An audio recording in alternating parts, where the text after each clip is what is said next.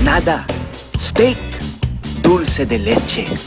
Hulaan nyo kung kaninong paboritong pagkain ng mga ito. Ang mga nakatatakam na mga pagkain na yan ay paborito ng Santo Papa, si Pope Francis. Unang-una sa ating papal menu ang Argentinian dish na colita de cuadril o grilled sirloin steak. Ang ingredients, sirloin, asin at paminta, gulay at barbecue sauce. Karaniwang nilalagyan din ng bourbon ang colita de cuadril. Pero dahil nasa Pilipinas tayo, lambanog ang gagamitin natin.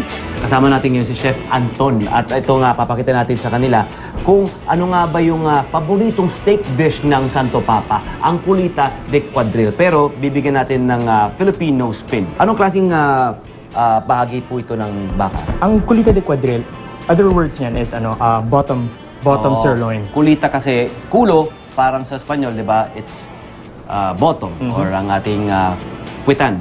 Sa baka, ganun din yun. Tail part, quadril, we would think it is Rump part.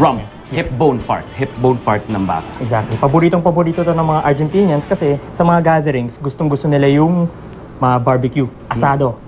Para sa colita de cuadril, hinihiwa lang ng manipis ang karne at nilalagyan ng asin at paminta.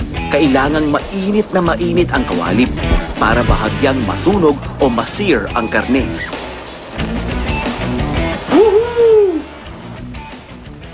Para naman sa sarsa, iniinit muna ang lambanog. Isinasalin ang lambanog sa pinagprituhan ng sirloin. Dinadagdagan pa ng barbecue sauce.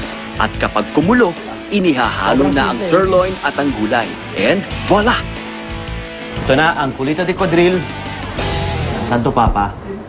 Para siyang asado natin, manamis-namis.